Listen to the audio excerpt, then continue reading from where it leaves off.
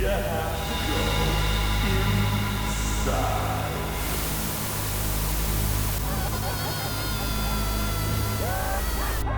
Hey!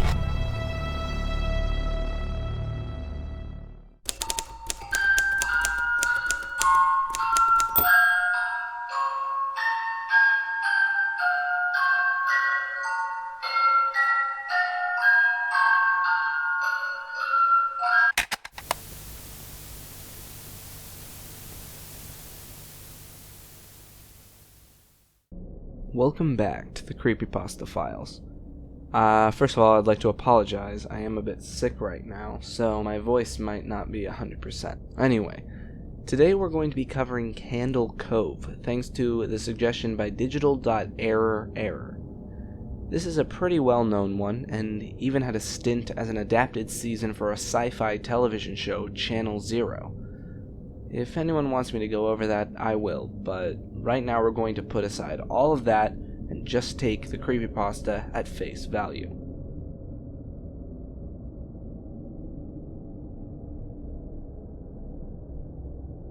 The premise of the story is that a chat room of people begin talking nostalgically about a local childhood show. However, as they start to go deeper into their memories of the show, things become darker.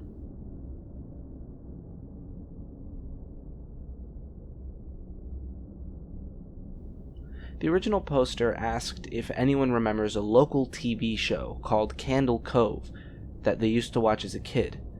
As the posts go on, it is revealed that the show was about a little girl and her pirate friends, the main pirate being Pirate Percy, a porcelain puppet who was easily scared.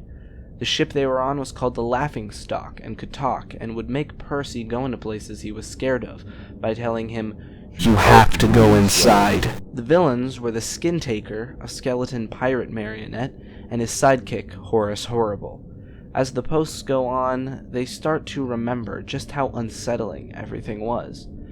The Skin Taker would break the fourth wall, and the concepts and execution of episodes were uneasy and awfully scary for a kid show. The Skin Taker's clothes were made from skin, and the Skin Taker's goal was to grind your skin. Finally, a poster says that they had a nightmare where the characters just started screaming and didn't stop for the entire episode. They just stared and screamed. But other posters began to say that they remembered that.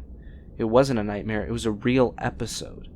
The story ends with one of the posters saying that he went to ask his mom about the show. She said whenever he'd say he was going to watch Candle Cove, he would just turn on a static station and watch the blank TV screen for 30 minutes. Now that's spooky.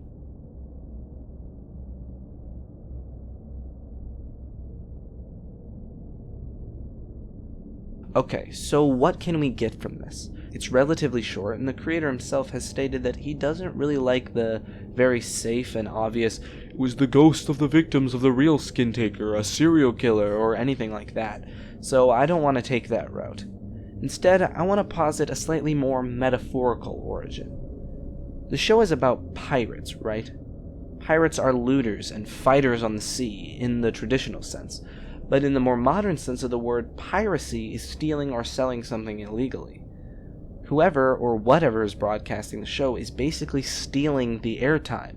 Not as in they are using it up, but this clearly isn't a show put on legally or by any big studio, as apparently the people would just tune into static channels. It seems like the broadcast is quote-unquote stealing the airwaves to attack the minds of the children. Once again, kind of metaphorical and a bit of a stretch, but I think it makes sense. The girl is representative of the audience, the main vessel of experiencing the story. Pirate Percy is a representation of the fear of the audience, and the Laughingstock is a representation of the television itself, making the viewer watch it. They have to watch it. And the Skin Taker and Horace Horrible are the show itself, there to terrify the audience, to grind and destroy the innocence of the viewers.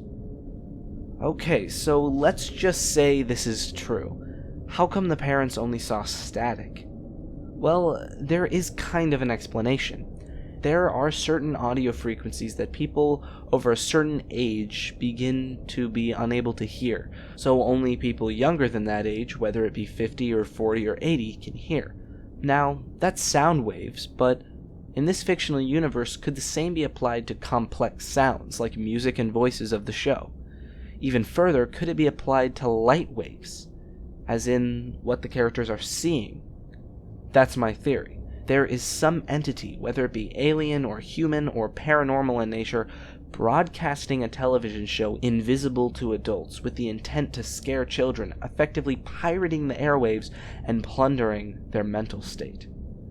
There could be more, I could be completely wrong, but that is my analysis.